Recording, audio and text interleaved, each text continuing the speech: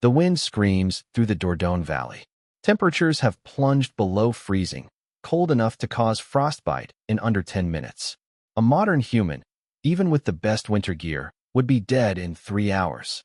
Yet 60,000 years ago, a Neanderthal mother wraps her 2 children in waterproof hides as darkness falls. She has no matches, no lighter, and according to shocking new evidence, fire that appears and vanishes unpredictably, sometimes absent for entire seasons. How do you survive the Ice Age when your fire refuses to obey? For 400,000 winters, Neanderthals endured the most brutal climates Earth has ever produced: snow, wind, and endless cold.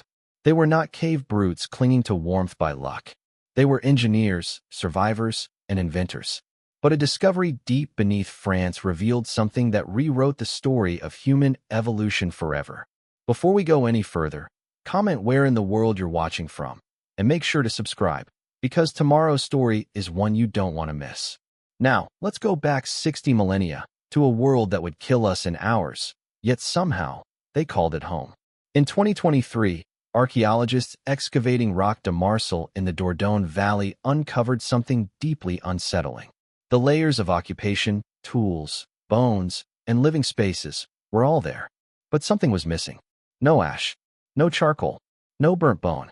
Entire sections of Ice Age life existed without any trace of fire. At first, scientists thought it was a mistake. Maybe erosion wiped out the evidence. Maybe the Neanderthals cooked outside the caves. But then, more sites showed the same pattern. For thousands of years, Neanderthals had lived, worked, and even raised children during glacial winters without a consistent source of fire. That should have been impossible. And yet, they survived. To understand how, we have to leave the daylight behind, literally. Because hidden 336 meters deep inside a cave in southwestern France lies the clue that changes everything: Bruniquel Cave. In absolute darkness, archaeologists found something extraordinary: 2 perfectly circular structures built from over 400 broken stalagmites, each carefully stacked, total weight nearly 2 tons. Their age? 176,000 years. Older than any known human construction by 140,000 years. Older than us. This wasn't a random arrangement of stones. It was architecture. It was design. And most shockingly, it was built in total darkness.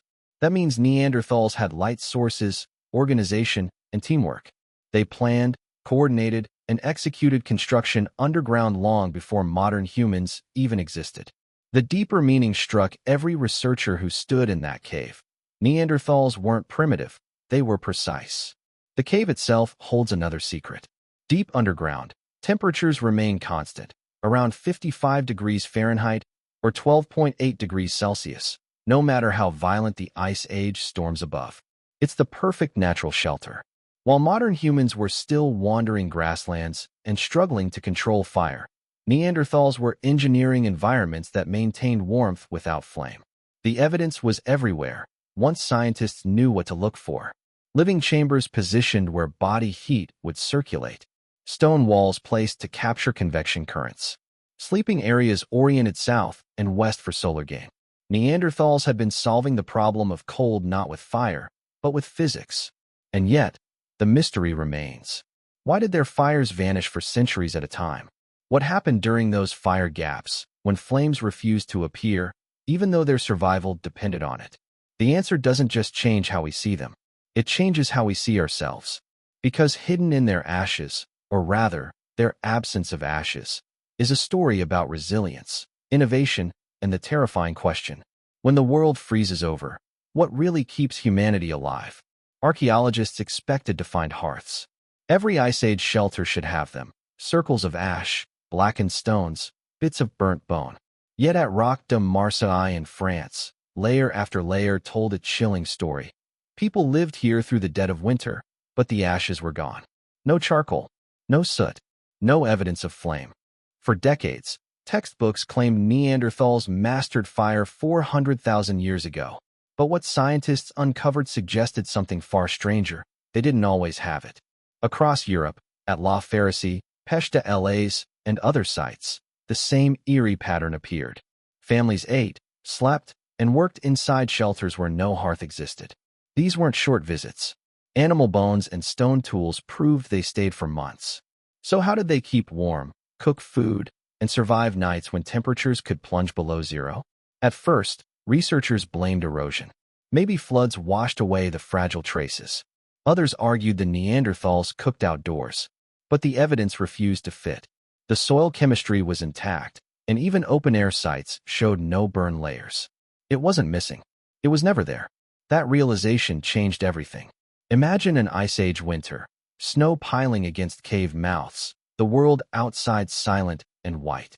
Inside, Neanderthal children sleep beneath hides waterproofed with animal fat. Their parents work quietly by the faint shimmer of reflected moonlight from the entrance. No crackle of fire, no smoke, only breath and heartbeat. For most of us, life without fire is unthinkable. But for them, it was a system, a way of life built on adaptation. They learned to trap body heat, to build shelters that circulated warmth, and to use every calorie of energy their powerful bodies could produce. These fire gaps weren't failures of technology. They were evidence of something deeper, a civilization that redefined survival itself. In 1990, a team of cavers exploring the limestone hills of southern France squeezed through a narrow passageway that no human had entered for millennia. What they found would rewrite the story of intelligence on Earth. 336 meters from daylight, deeper than a football field is long. Their headlamps caught the impossible. Broken stalagmites, 400 of them, arranged into two near-perfect circles. The air was still, untouched, older than memory itself. Dating revealed the truth. These formations were 176,500 years old. That's more than 140,000 years before Homo sapiens built anything comparable. The structure weighed nearly 2 tons. Some stalagmites had been broken, transported, and stacked precisely. Others showed traces of heat, evidence that torches once flickered here. Whoever built it had worked in total darkness, carrying light, planning every movement. And they weren't us. They were Neanderthals. This discovery shattered the last illusion of primitive minds. The Bruniquel circles proved they could organize labor, assign roles, and visualize geometry. It wasn't just survival anymore, it was architecture. To understand the scale of the achievement, imagine the logistics. Dozens of workers breaking stone columns with stone tools, passing them hand to hand through tunnels barely wide enough for a body, building concentric rings that demanded symmetry and balance. All of it done underground, guided only by firelight that they themselves struggled to create. But the real revelation wasn't the structure, it was the temperature. Deep caves like Bruniquel stay a steady 55 degrees Fahrenheit, 12.8 degrees Celsius year-round, no matter how lethal the winters above. To the Neanderthals, this was not a tomb. It was a climate-controlled refuge. When archaeologists finally stepped back from the walls, they realized they weren't staring at art or ritual. They were standing inside the blueprint of Ice Age engineering, a system that allowed an ancient species to outthink the cold. The fire may have vanished above ground, but underground, the light never went out. Once scientists understood Bruniquel, they began seeing its logic everywhere. Caves across Europe weren't just shelters, they were machines built for warmth. At La Pharisee in France, Neanderthal builders dug shallow pits carved precisely into sterile sediment. These weren't graves or storage spaces. They sat exactly where rising body heat would collect, forming warm air pockets that circulated through the chamber. Each pit acted like a natural radiator, redistributing warmth instead of letting it rise and vanish into the rock above. At Riparo Bombrini in Italy, they took it further. Excavations revealed a 3-tier thermal design, storage below, living and tool-making in the middle, and sleeping spaces above, where heat naturally gathered. The design mimicked principles that wouldn't reappear until medieval castles: zones of airflow, waste heat reuse, and layered insulation. Even more remarkable, these patterns repeated across thousands of miles, from Spain's Abric Romani to Ukraine's Moldova. Every shelter faced the same direction, south or southwest. Why? Because that orientation captures the weak winter sun while blocking the cold northern winds. It was the prehistoric equivalent of passive solar heating. This consistency wasn't chance. It was shared knowledge, passed from one generation to the next, like a Stone Age building code. They weren't merely reacting to the environment, they were designing for it. And the precision didn't stop there. Computer modeling by modern researchers shows that their hearth placement, when fire was available, was optimal for convection. Even smoke ventilation patterns matched the airflow diagrams of modern energy-efficient homes. It all pointed to a truth that would have seemed impossible a few decades ago. Neanderthals didn't just survive the Ice Age, they engineered it. Their homes were heat traps, their walls were wind shields, and their communities lived within a constant equation. Every spark of warmth had to be earned, shared, and preserved. They had no blueprints, no metal, and sometimes no flame. But they built a civilization that turned cold itself into an ally. For decades, textbooks declared the case closed. Neanderthals mastered fire 400,000 years ago. But new research proved that story wrong. In 2018, a team of French archaeologists examined 59 bifaces, stone hand axes, from Ice Age sites across Europe. Under a microscope, they found microscopic were consistent with striking pyrite against flint, the ancient equivalent of a spark lighter. Yet this technique only appeared in the last 50,000 years of Neanderthal existence. Before that, they could keep fire alive once it started, but creating it from nothing? That was unreliable at best. So they looked for another way. Across multiple French caves, scientists discovered lumps of manganese dioxide, a black mineral once thought to be used for cave painting. But chemical testing revealed something extraordinary. When powdered and mixed with wood, manganese dioxide lowers the ignition point by over 360 degrees Fahrenheit, 182 degrees Celsius. In other words, it made wood catch fire faster. Neanderthals weren't collecting pigment for art, they were gathering a chemical catalyst. And they didn't find it by accident. Some sites show the mineral came from deposits nearly 40 kilometers away, a 3-day round trip through Ice Age blizzards. They traveled for chemistry. Picture the scene. A cold evening, smoke refusing to rise, families shivering in silence. A hunter crushes a chunk of black rock into dust, sprinkles it onto a bundle of dry twigs, and strikes stone on stone. Sparks fly, and suddenly, a flame roars to life. It wasn't magic. It was chemistry, discovered through centuries of trial and memory. As archaeologist Dr. Marie Seresi said, every time we think Neanderthals couldn't have done something, we find out they did it first. The evidence forces a new conclusion. They didn't just survive the cold, they hacked it, molecule by molecule. Their laboratories weren't built of stone walls or glass beakers. They were carved from ice, bone, and firelight. And the experiments they perfected would burn longer than their species itself. In 2024, a discovery in central Germany stunned the archaeological world. At Neumark Nord, scientists uncovered the remains of more than 170 elephants and woolly rhinoceroses, massive Ice Age giants, all processed in the same area. At first, researchers assumed it was a colossal hunting site. But then the pattern emerged. Bones weren't butchered for meat. They were cracked, crushed, and sorted by fat content. This wasn't a campsite. It was a factory. Neanderthals had created a system of resource extraction on an industrial scale, one that operated for multiple seasons. They weren't chasing animals. They were managing them. Each bone fragment tells the story of precision. Long bones were split to release marrow. Smaller pieces were reheated and pounded again to extract every drop of fat. The process was systematic, standardized, and optimized.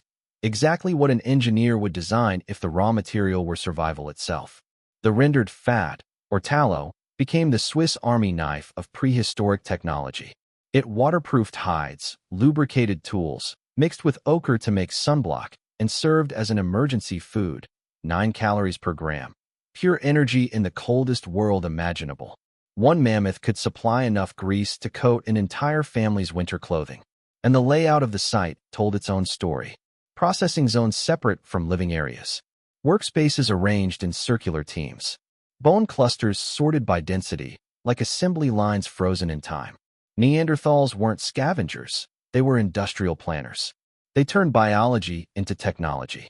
What Neumark Nord revealed was the beating heart of Ice Age innovation. A civilization of efficiency, operating without written language, metal, or wheels, yet driven by the same principles of mass production that define our world today. Every strike of a stone tool, every ounce of fat rendered, whispered the same truth. They weren't just surviving the Ice Age. They were mastering it. February 45,000 BCE. Inside a limestone shelter in what is now southwestern France, a grandmother sits beside her granddaughter. There is no firelight, only a faint reflection from snow outside. The older woman smooths a strip of hide across a polished bone tool, showing the child how to make waterproof clothing soft and strong. Her hands move slowly, deliberately, teaching not words, but survival.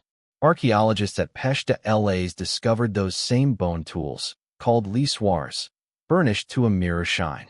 Their design is identical to modern instruments still used by Hermès and Louis Vuitton leather artisans today. Neanderthals invented them 10,000 years before modern humans ever set foot in Europe. This was not chance.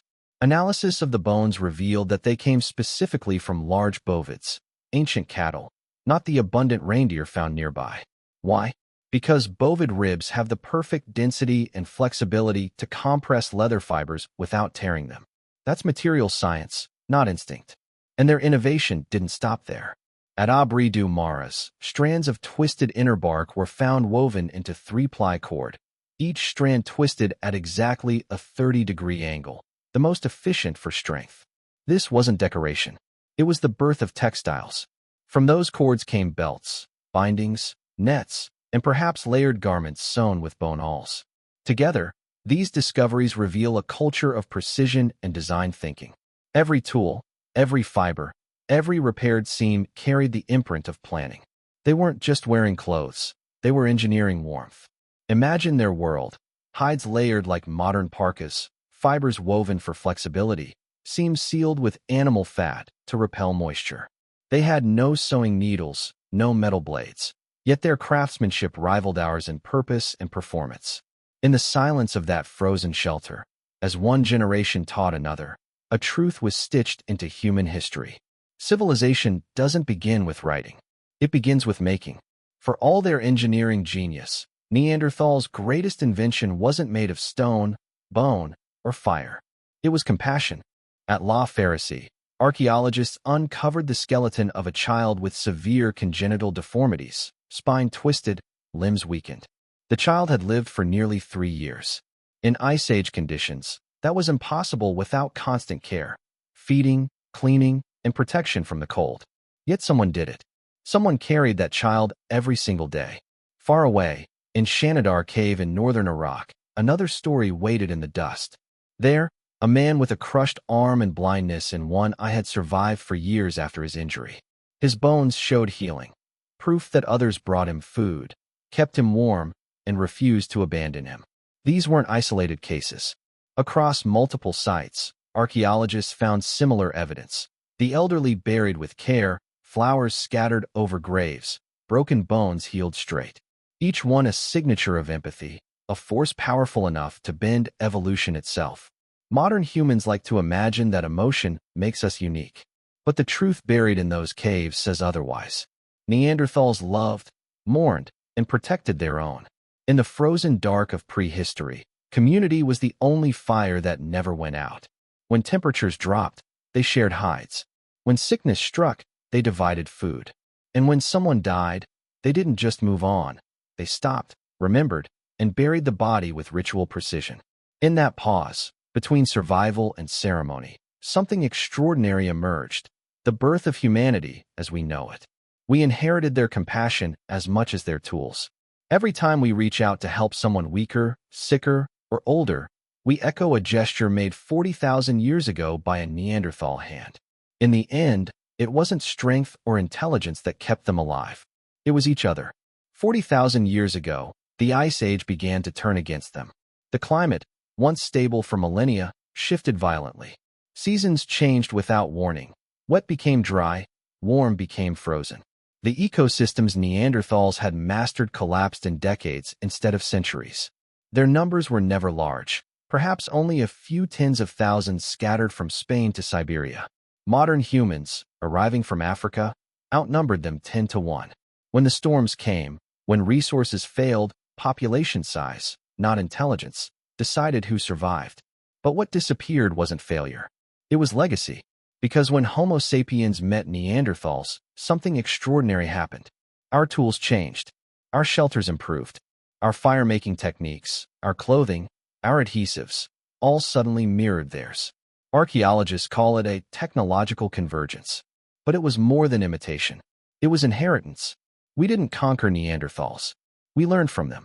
They taught us how to bind fibers, how to build against the wind, how to trap heat, and most of all, how to live together when the world outside tried to kill us.